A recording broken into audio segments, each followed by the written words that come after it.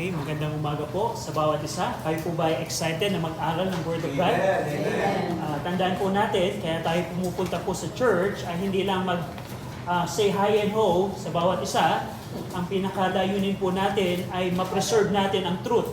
Now, Brother RJ, paano ba ma-preserve ang truth? Itago natin ang King James Bible natin sa vault para pag nagkaroon ng nuclear war, meron tayong Bible na natira. No.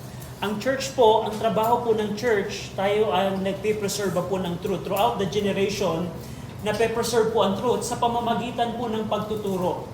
Sabi ni Paul kay Timothy, you don't need to go there, but dahil hindi po yun ang preaching natin, sa ganito pong paraan, nape-preserve po ang truth. And the things that was heard of me among many witnesses, the same commit thou to faithful men, who shall be able to teach others also. Yan po ang ginawa pong disenyo ng Diyos kung paano po ang truth niya ay nape-preserve throughout the generation. Whenever we go to church, pag nalaman natin ang Word of God, natuto tayo naman ang magtuturo sa iba. And throughout the generation, ang mga churches po, ganun po. Kaya ang church, hindi po tayo nag-church para lamang mag-say hi and ho. Ang church po ang lugar kung saan pinag-aaralan natin ang ating napakinggan, the Word of God, ang Word of God, at para tayo naman, pag natuto tayo, maituturo natin ito sa next generation. So, excited na po ba kayong mag-aral ng Word of God? Now, buksan po ninyo sa 1 Timothy chapter 3, na alam natin po, ang chapter 1, 2, and 3 ng Book of 1 Corinthians, itinatama po dito ni Apostol Pablo ang pagkakahiwa-hiwalay or ang division sa Corinth Baptist Church. At nakita po natin sa previous po nating pag-aaral na si Pablo ay merong dalawang klaseng tao na ipinakita. I don't know kung naalala po ninyo, in our previous preaching, binanggit ni Paul yung pong spiritual man. Now, spiritual man, nabanggit po ni Paul sa verse number 12 ng chapter 2, na ang spiritual man, he knoweth spiritual things. At yung spiritual man po, pag sinabi pong spiritual man, ito po yung tao na pinanahana ng banal na espiritu. Kung ikaw ay merong banal na espiritu ngayon, upon the day na ikaw ay nag-repent at ikaw ay nag-believe, ang sabi ng Bible, ang Holy Spirit ay nag-i-indwell sa iyo. At ang tawag sa iyo ng Scripture, ang tawag sa iyo ni Paul ay spiritual man. At yung opposite ng spiritual man, binanggit ng verse number 14 ni Paul, ay yung tinatawag na natural man. Now, Brother RJ, ano naman yung natural man? Ito po yung ang natural man po, siya ay, kung ang spiritual man ay ginogovern ng Holy Spirit na nasa kanya, ang natural man naman, siya ay ginogovern ng kanyang natural nature, yung old sinful nature. At sa verse number 14, nakita natin po sa ating previous na pag-aaral, ang isang natural man, hindi niya tinatanggap ang mga bagay ng sa Espiritu ng Diyos.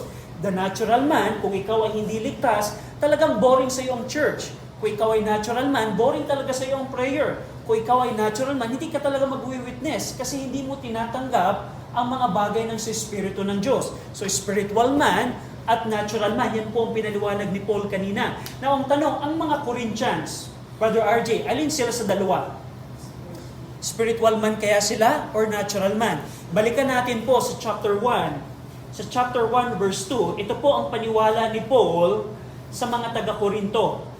Sa verse number 2, chapter 1 verse 2, unto the church of God, which is at Corinth, to them that are sanctified in Christ and called to be saints, and so on and so forth. Gusto kong pansinin ninyo na tinawag ni Paul ang mga Korinto, ang mga taga-Korinto na sanctified and they are called saints. Yun po ay mga terminolohiya na nagpapakita na ang mga Corinthian church member, they were spiritual man. Sa 14 po na sulat ni Pablo, tanging Galatians lamang and Hebrews, ang si Paul ay hindi sigurado na save ang kanyang mga sinulatan. Kung titingnan po ninyo, Romans, 1 and 2 Corinthians, Ephesians, and other, yung Galatians and Hebrews lamang po ang makikita ninyo na hindi sigurado si Paul na save yung kanyang mga sinulatan. Pero dito po sa Corinthians, napakalinaw po, alam ni Pablo ng mga taga-Korinto po ay sanctified and saved. So sa dalawa, alin dito ang mga taga-Korinto? Spiritual man kaya sila? Meron kaya silang indwelling ng Holy Spirit? O natural man sila? Napakalinaw na sila po ay spiritual man. Now, tingnan po ninyo sa chapter number 2, verse 12. Tingnan po ninyo muli, chapter 2, verse number 12. Sabi ni Paul, now we have received, tayo ay tumanggap, hindi ng spirito ng mundo, not the spirit of the world, but the Spirit which is of God, that we might know the things that are freely given to us of God. Sinabi ni Pablo, tinanggap natin, since you are sanctified and called saints, tinanggap natin ang Espiritu ng Diyos. Ano yun? Yun yung Holy Spirit. At dito po, dahil tayo ay merong Holy Spirit, sabi ni Paul, tayo ay spiritual man at nalalaman natin yung mga bagay ng sa Diyos. Now, tingnan po ninyo. Sabi ni Paul, binabalik tanaw lamang natin, sa chapter 2 verse 6, sabi ni Paul, howbeit we speak wisdom among them that are perfect. Sabi ni Paul, patotoo niya, kami, ako, si Silas at si Timothy at iba pang fellow minister ko, kami ay nagsasalita ng wisdom sa mga taong sakdal, sa mga taong malalago, sa mga taong espiritual.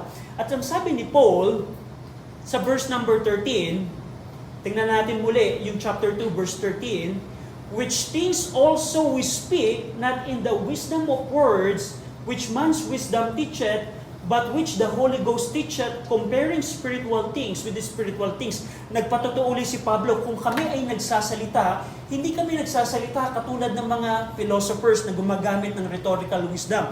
Kundi nagsasalita kami sa mga salita na itinuturo ng Diyos na banal na Espiritu. Kinukumpara namin, ipinapaliwanag namin yung mga spiritual things sa pamamagitan ng spiritual words. So nakita natin yan. Ganon si Pablo magturo. Kung si Pablo ay magturo, nagtuturo siya ng spiritual things sa pamamagitan ng spiritual words. Now, ito po ang punto po natin kung bakit ko binabanggit yung mga bagay na ito. Kasi sa chapter 3 po, dito po babaling yung attention ni Paul upang i-deal yung pinaka-division sa church. Now, ulitin po natin, alin sa dalawa ang mga taga-Korinto? Sila ba ay natural man o sila ay spiritual man? Spiritual man, napakaliwanag. They are sanctified and they are called saint. They receive the Holy Ghost. At tinatanggap nila, kung dahil sila spiritual man, tinatanggap nila ang mga bagay ng sa Espiritu ng Diyos. Tinatanggap nila yung mga wisdom of God. Nagpipreach si na Paul ng mga wisdom of God sa mga sakdal and so on and so forth. Pero ito po yung problema.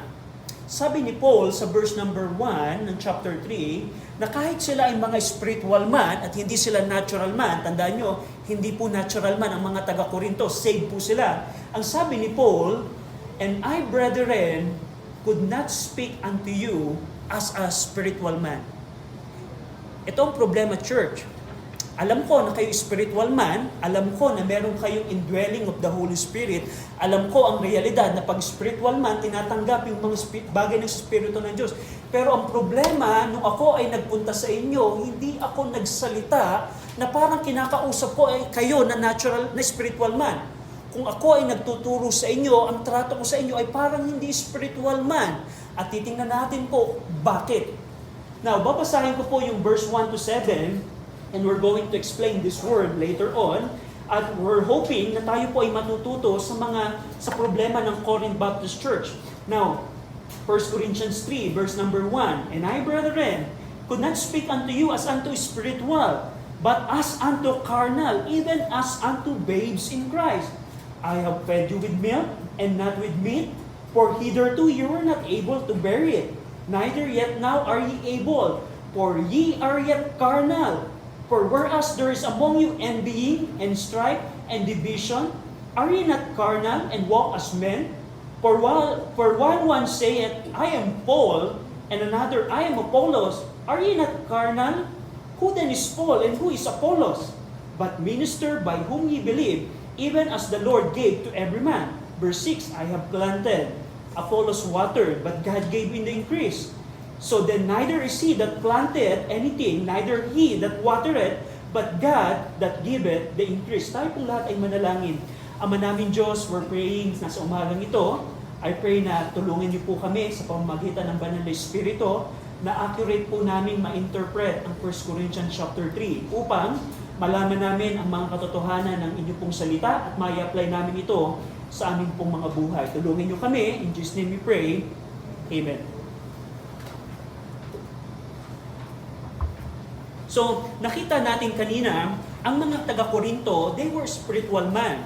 So, sa disenyo ni Paul, binanggit niya kung sila ay magsalita, pag kinakausap ni Paul ang mga spiritual man, gumagamit siya ng wisdom of God. Nagpipreach siya ng wisdom of God. Nagsasalita siya ng mga salita na angkop sa spiritual man. Pero sabi ni Paul, and I, brethren, at sa ngayon mga kapatid, napaliwanag ko na kung paano kami mag-preach.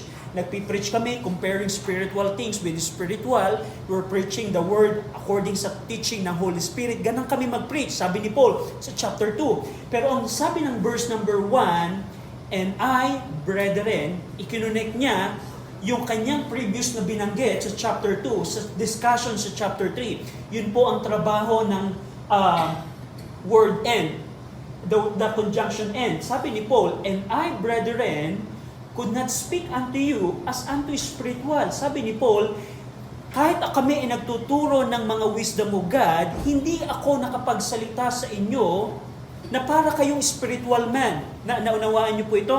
Sinasabi dito ni Paul testify that he was not able to speak unto the Corinthians as unto spiritual when he was first with them. Nung tinatagpo ni Paul ang Corinth Baptist Church 3 years ago or 3 to 5 years ago, bago niya ito sinulat, sinabi ni Paul, nung ako ay nagpunta sa inyo, kung ako ay magsalita, hindi ko kayo makausap na parang spiritual man. Bakit po? At sabi ni Paul, we're going to see the reason why later, sabi ni Paul, as unto spiritual, but as unto carnal. Kung ako ay makipag-usap sa inyo dati, hindi ko kayo nakakausap na parang spiritual. By the way, pag sinabi pong spiritual, siya po yung pinangungunahan ng banal na espiritu.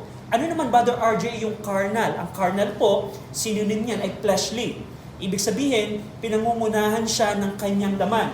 So, sabi ni Paul, nung ako ay pumunta sa inyo 3 to 5 years ago, hindi ko kayo makausap na parang spiritual, na parang kayo ay pinangungunahan ng banal na espiritu. Kasi ang spiritual man, alam ko, pinanggit ko sa chapter 2, tinatanggap ng mga spiritual man ang mga bagay ng sa espiritu ng Diyos.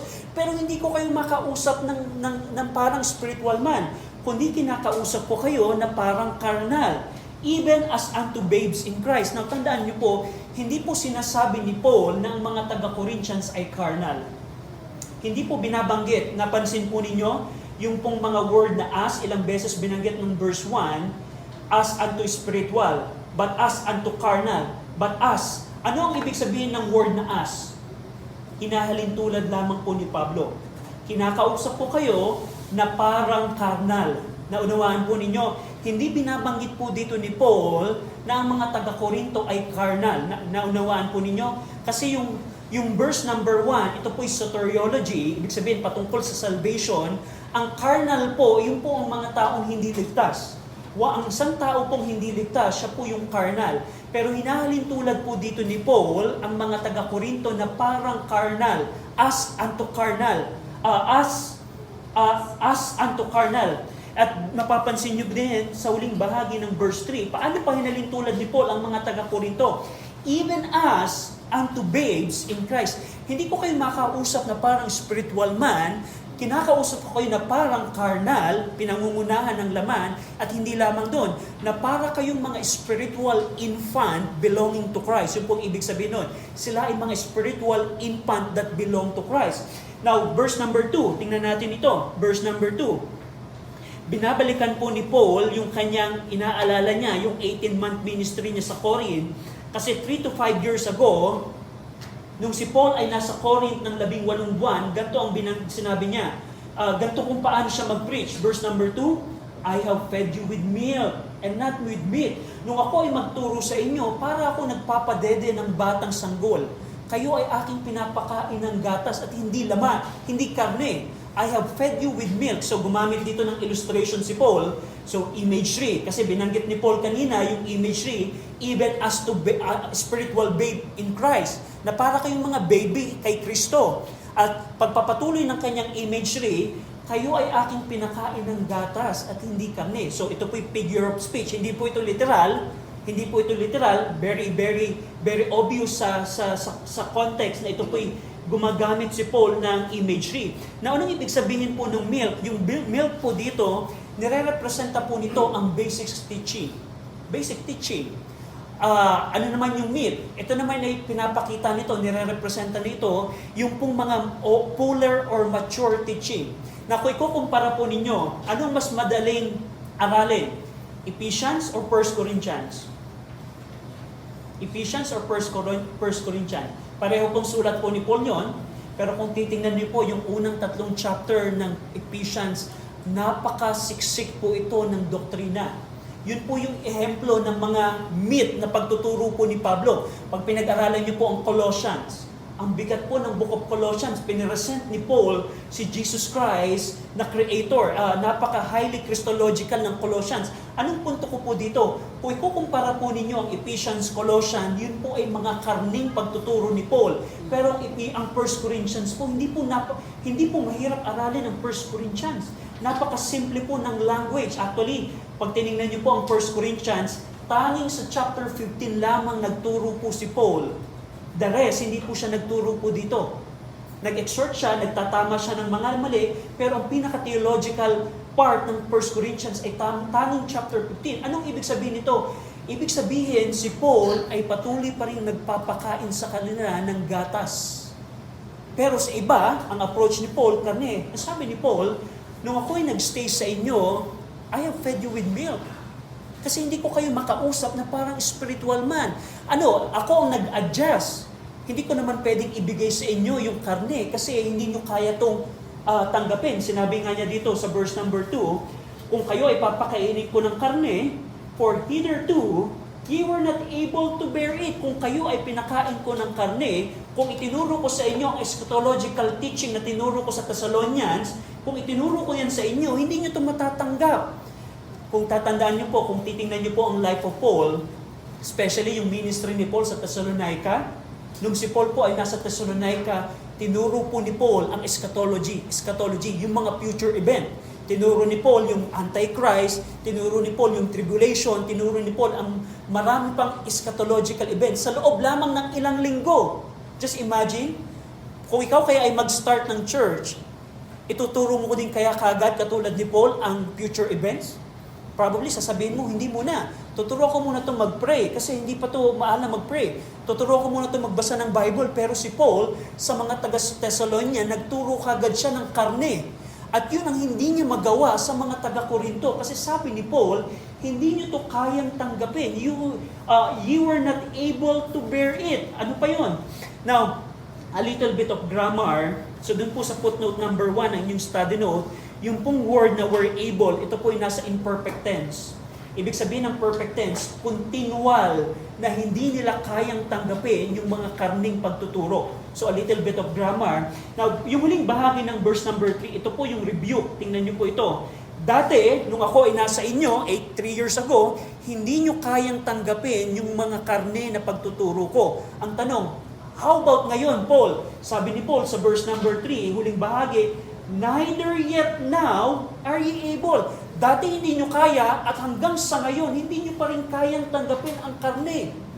Just imagine, ilang taong church na ang Corinthian Baptist Church, hindi pa rin sila maturuan ni Paul ng mga karning pagtuturo.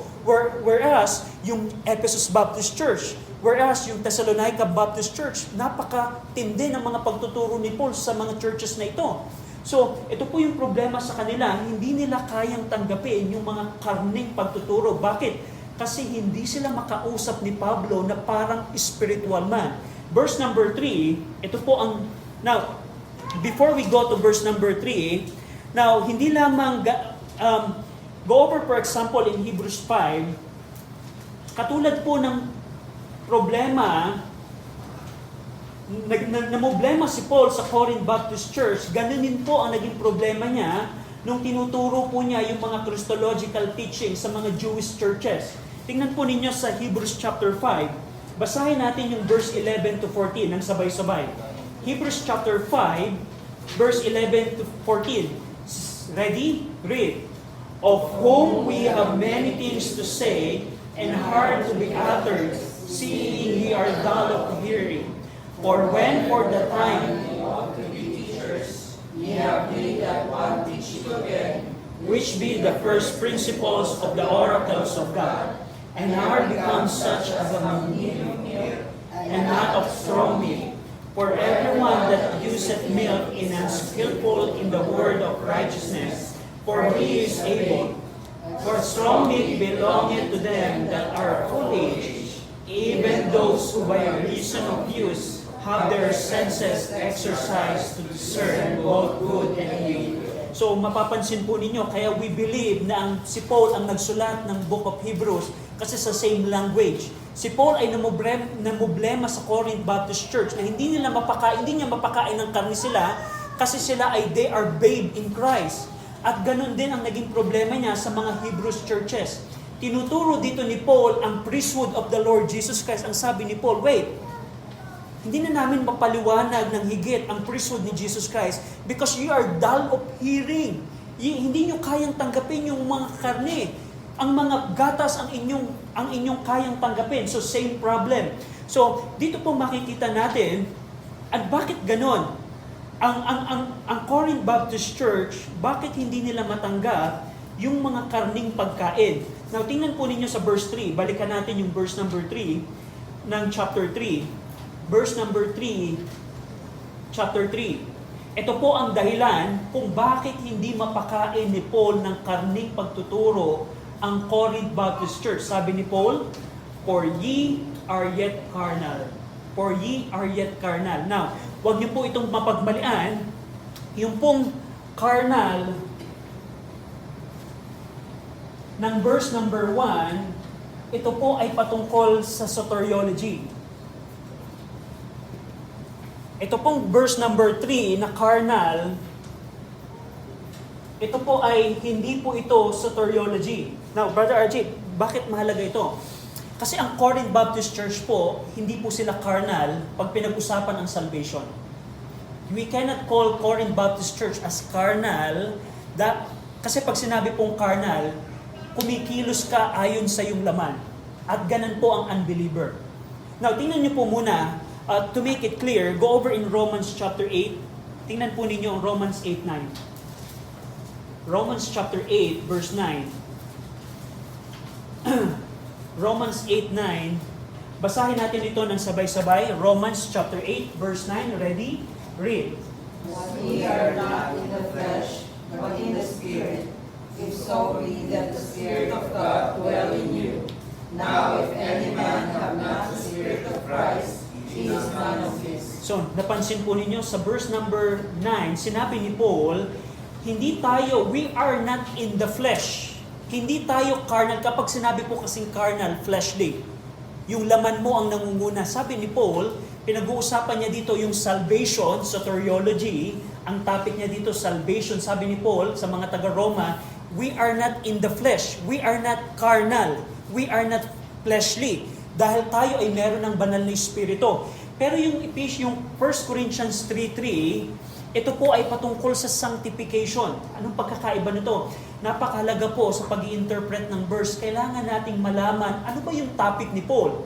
Sa verse number 3, pinag-uusapan po dito ni Paul yung sanctification. Pag sinabing sanctification, sa pang-araw-araw nating buhay, sa ating Christian living. Ang isang Kristiyano po na ligtas, hindi po siya carnal pag pinag-usapan yung salvation. We are not in the flesh. Kahit kung ikaw ay ligtas, you are not in the flesh in terms ng salvation. Pero sa pang-araw-araw na buhay, pwede tayong kumilos at mamuhay ng fleshly. We can behave carnally. So, ito pong verse number 3, binabanggit dito ni Paul, for ye are yet carnal, tinutukoy niya dito, kayong mga taga-Korinto, spiritual man na kayo. Nabanggit ko na, sanctified kayo, you are saints, pero kayo ay kumikilos carnally. Ano pong patunay niyan? Sa verse number 3, for whereas there is among you envying, strife, and division. Ito yung tatlong pruweba na kayo ay kumikilos carnally. Meron sa inyong envying. Pag sinabi pong envying, ito po yung jealousy. Ito po yung jealous rivalry among the church member. Imagine niyo merong rivalry inside the church. kinukumpara nila yung kanilang mga teacher, kung saan nag-envy sila sa bawat isa. Yung pong envying, ito po'y kasalanan sa puso. Hindi lamang meron silang envying, ano yung pangalawa? Yung envying nila ay naging strife. Yung jealousy nila sa puso, nauwi ito sa strife. Pag sinabi pong strife, pagtatalo. Ano kayang imagine niyo sa isang church, nagsisigawan ang bawat church member? Yan po yung strife, contention. Yan po yung nagsisigawan. Just imagine sa church. Can you imagine a church na tuwing nag-gather sila, nagsisigawan sila? That's the strife. Sabi ni Paul, now, paano papatunayan mo sa inyo Corinth Baptist Church na you are behaving carnally? You are yet carnal. 'Di ba meron sa inyong strife? 'Di ba meron sa inyong envying, merong strife, at yung strife nila, nauwi ito sa division. Pag sinabi pong division, meron na silang faction. Meron na silang grupo-grupo. Meron na silang grupo-grupo. Yung envying na pagsiselo sa puso, naging strife. At yung strife, nauwi sa pagtatalo. At sabi ni Paul, di ba, ito yung ebidensya na you are still carnal.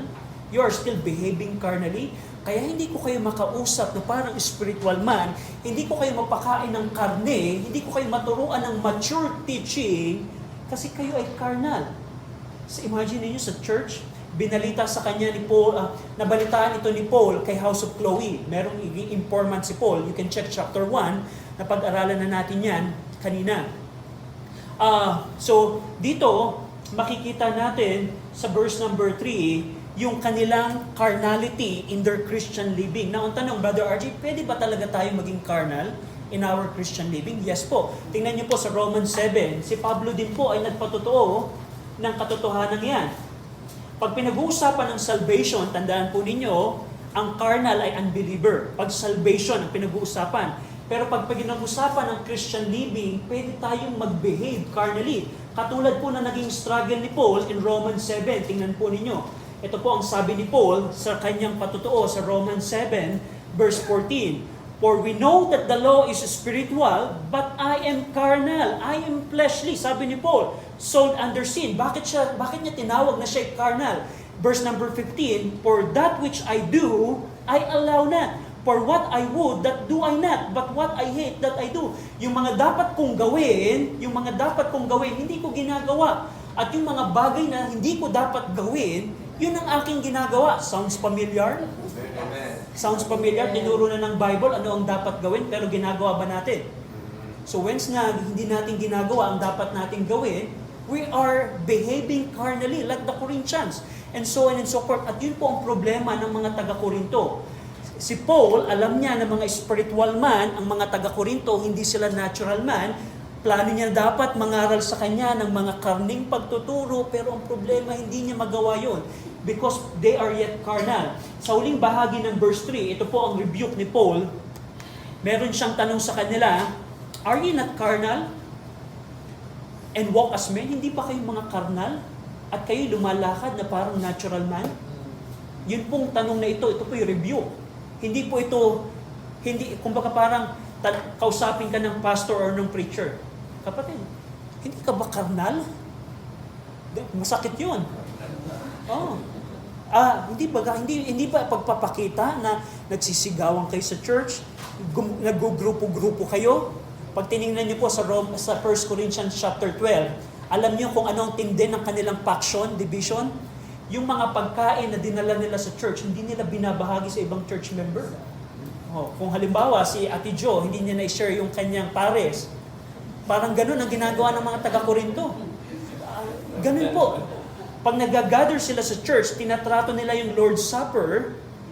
Gather tayo sa church, maggawa tayo ng Lord's Supper, pero yung mga mayayamang church member, hindi tinitirhan, hindi binibigyang pagkain. Just imagine that. Halimbawa, si Ate Bambi, pumunta tayo dyan sa kabila. Sabihin ni Ate Bambi, yung faction ni Apollos, huwag bibigyan. Ganon sila. Kaya sabi ni Paul, are you not carnal? Di ba kayo mga carnal? At lumalakad kayo na parang natural man? Yun po ay rebuke ni Paul. That's a sharp rebuke.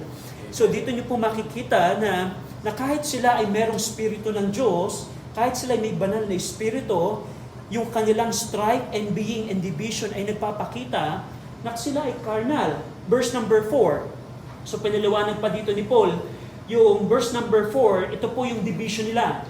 Anong group nila? Sila ba ay Team Red at Team Blue? Sila ba ay Team Alpha and Team Omega? Ang team nila ay dalawa. Actually, 4 yung team nila pag tinignan nyo sa chapter 1. Pero dito sa chapter 3, dalawa lang yung team na binanggit. Sabi ni Paul, "For while one saith, I am Paul, and another, I am Apollos, are ye not carnal?" So, merong dalawang team. Merong Team Paul at merong Team Apollos. Pero sa chapter 1, 4 po yung grupo nila pag tinignan nyo sa chapter 1. So anong pinakapunto po dito ni Paul? Sinasabi dito ni Paul, di ba may division sa inyo? Paul, paano mo naman nasabi na may division? Di ba may nagsasabi sa inyo, kami ay kay Apollos? Hindi, yung iba, kami ay kay Pablo. Sabi ni Paul, inyong patotoo na yan na ibinibilang ninyo ang inyong sarili sa akin at binibilang ng iba sa inyo kay Apollos. Sabi ni Paul sa huling bahagi ng verse 4, "Are you not carnal?" Hindi ba yung pagpapakita na kayo'y carnal? Ginugrupo-grupo ninyo ang inyong mga sarili. Verse number 5, tingnan po ninyo, ipapaliwanag dito ni Paul, i-debunk niya dito yung division.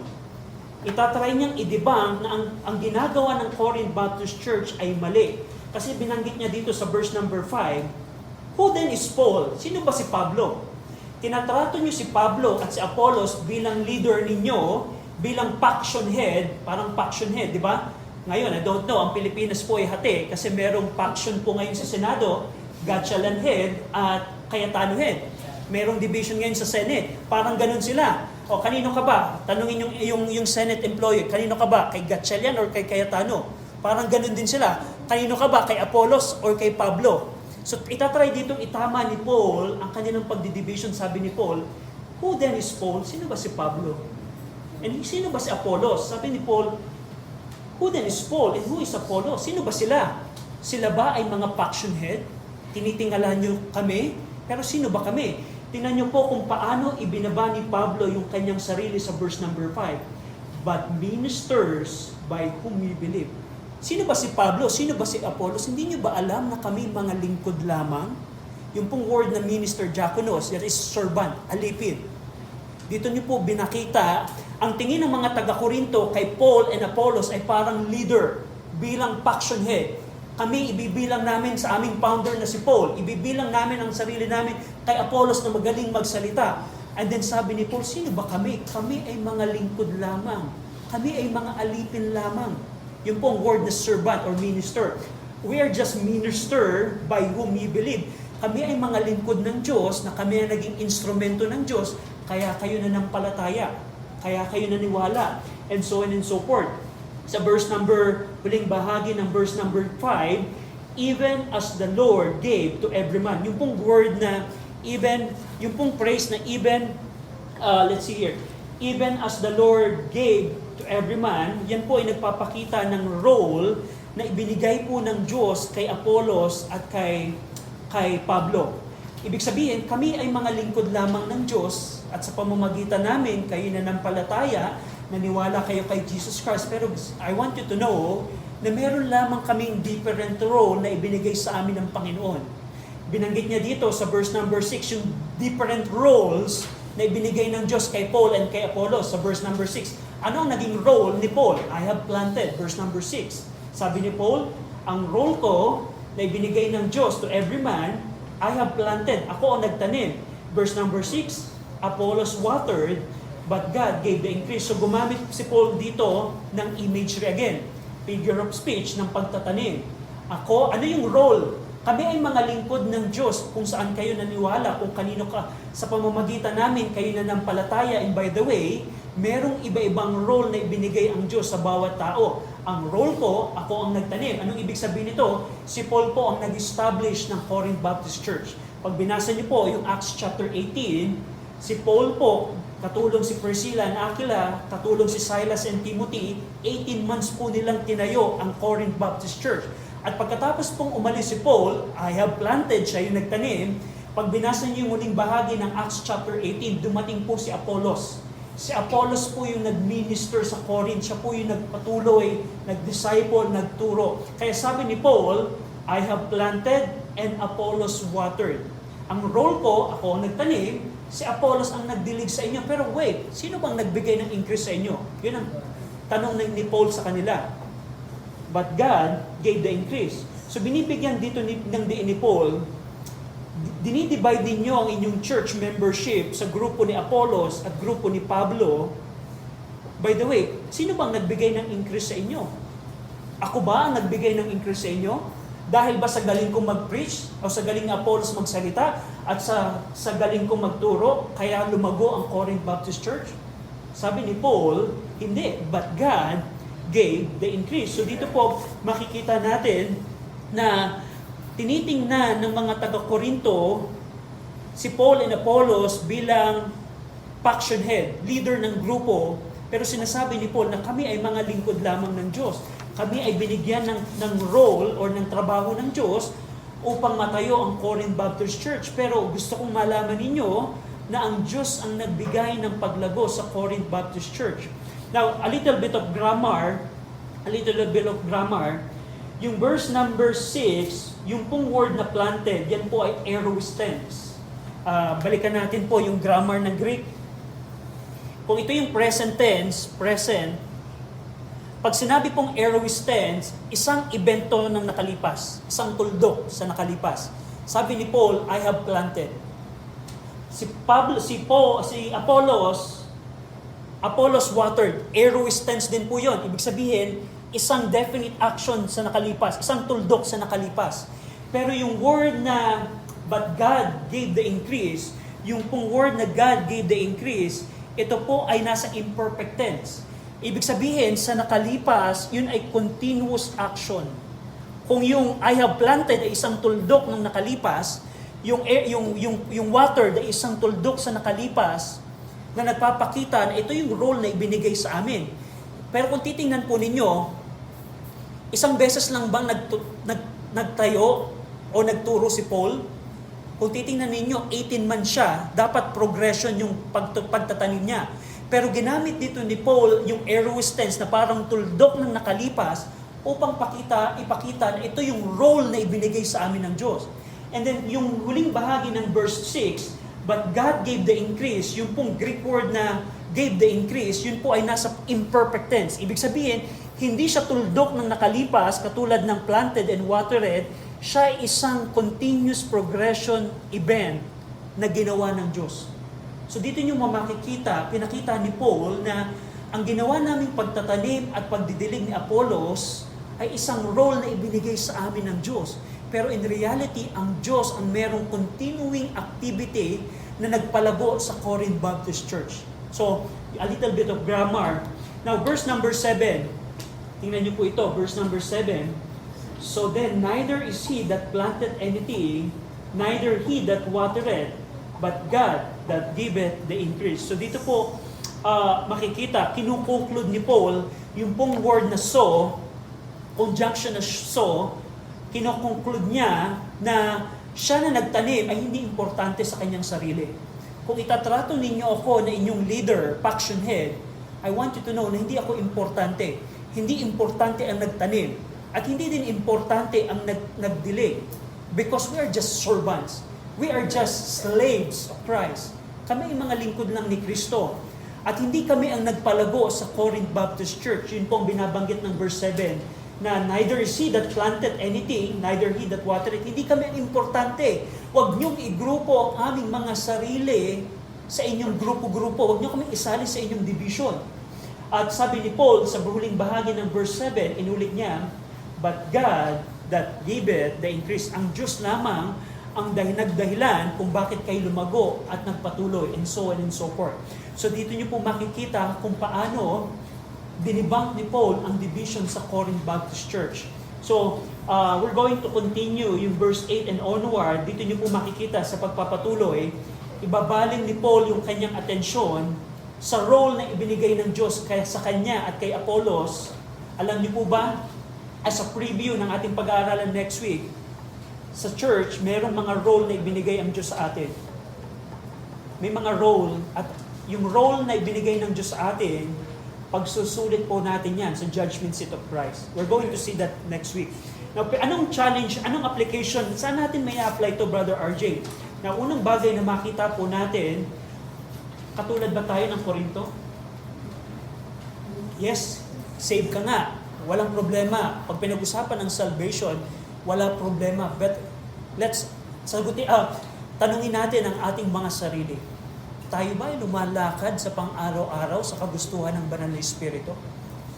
Pagising mo sa umaga, ang Holy Spirit ba nasusunod sa unang bagay na ginagawa mo sa umaga? O yung laman mo nasusunod? Sa iyong trabaho, ang Holy Spirit ba ang sinusunod mo? Ang nag-govern sa'yo? Pag sinabi pong spiritual, the Spirit is governing you. O ang iyong laman. Kasi kung sa bawat araw, Monday, Tuesday, hanggang Saturday, and even Sunday, kung ang laman mo ang nasusunod sa bawat araw sa iyong buhay, you are carnal. You're behaving carnally like the Corinthians. Huwag nating i-look down po ang mga Corinthians. Kasi ang isang problema, I think I preach in chapter 1, alam niyo po ba ang mga taga-Korinto, napakataas po ng standard ng church teaching po nila. Pero ang problema ngayon, dahil nakikita natin ay ang mga taga-Korinto, ay palpak ang mga taga-Korinto. Wait, examine muna natin ang ating mga sarili. We're saying that they are carnal at hindi ko tutularan ang kanilang ginagawa, pero kumusta kaya tayo sa ating mga pang-araw-araw na buhay? Ang Banal na Espiritu kaya nasusunod sa ating pang-araw-araw na buhay? Kasi kung hindi, you are just guilty like the Corinthians. Pangalawa po, na-challenge po natin, nawa huwag dumating sa punto na ang church po natin ay magkaroon ng faction. Now especially, si Brother Bill nagtuturo, ako nagtuturo, Brother Kenneth nagtuturo, and Brother William na dito, baka dumating sa point na ay, hindi ako atin ng church kasi hindi naman si Brother Kenneth ang magtuturo. We're just guilty like the Corinthians. Ang tanong, meron bang pagkakaiba sa amin? Sa aming apat, may pagkakaiba ba sa amin? Wala. We're just servants of God. Katulad ni Paul, binaba niya ang kanyang sarili, itinataas siya ng mga taga-Korinto sa level ng faction head. Siya ang leader ng aming grupo. Pero ibinaba ni Paul ang kanyang sarili. We are just servant. We are just minister. At ganun din po nawa, yan po ang nakakalungkot. Maraming churches po ang tumitingin sa tao. That's the reality. Marami pong church po ngayon ang tumitingin po sa tao. At yan ang nakakalungkot. Na once na tayo ay tumingin sa tao, magiging guilty tayo like the Corinthians. So, ang pinaka-challenge po natin is looking unto Jesus, the author and the finisher of our faith. At yun po ang makita natin. Tayo pong lahat ay mag-pray. Ama namin Diyos, salamat Ama sa 1 Corinthians chapter 3 na ipinakita niyo po sa amin ang problema ng mga taga-Korinto. We pray na habang nakita namin kung anong problema po ng church nila, anong problema ng kanilang mga Christian life, we pray na sa aming pong mga buhay, sa aming church, ay hindi po namin makumit ang parehong problema. We pray na tulungan niyo po kami at pangunahan. In Jesus' name we pray.